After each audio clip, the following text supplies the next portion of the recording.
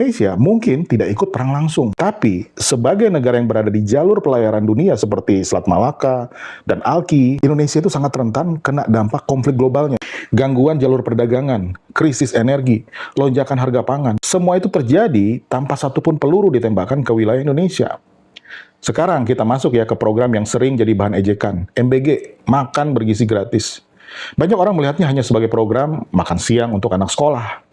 Tapi dari sisi logistik nasional, jaringan dapur MBG itu sebenarnya menciptakan sesuatu yang jauh lebih besar.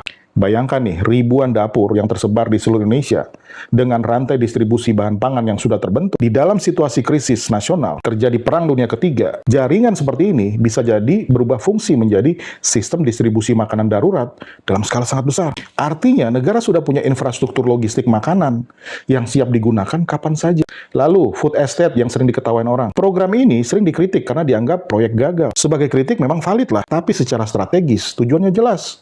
Mengurangi ketergantungan Indonesia pada impor pangan.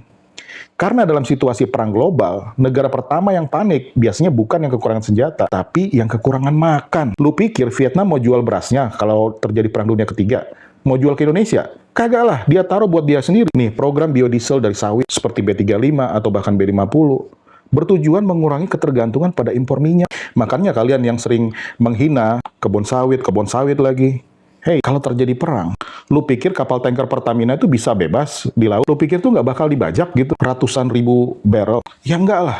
Dan yang pasti, negara punya minyak itu nggak bakal jual. Dia buat diri dia sendiri. Kalau bahan bakar nggak ada, susah kita mau kemana-mana. Tapi kalau ada minyak, biodiesel dari sawit, paling tidak Indonesia lebih aman. Karena Indonesia masih punya alternatif energi sendiri. Kemudian, ada Koperasi Merah Putih dan Jaringan Ekonomi Desa. Banyak orang anggap ini sekedar program ekonomi kerakyatan biasa. Padahal dalam skenario krisis global, perang dunia ketiga, jaringan koperasi bisa jadi pengaman ekonomi lokal, memastikan distribusi barang tetap berjalan sampai tingkat desa. Bahkan keputusan yang terlihat kecil seperti kayak impor puluhan ribu pickup 4x4 dari India, sebenarnya itu berkaitan dengan logistik, guys. Kendaraan seperti itu sangat penting untuk distribusi barang ke daerah terpencil jika terjadi gangguan transportasi besar. Sekarang nih enak, tidak ada perang. Gubernur lo itu nambalin jalan tiap bulan. Tiap tahun jalannya ditambal, tapi kalau terjadi perang berkepanjangan, lu pikir gubernur mau nambal-nambal jalan?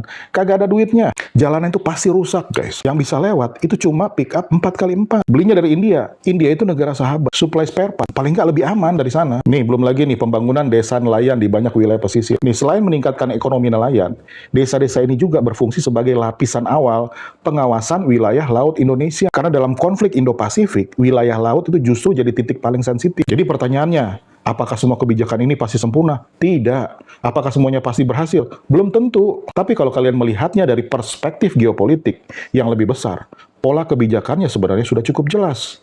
Indonesia sedang mencoba membangun ketahanan nasional.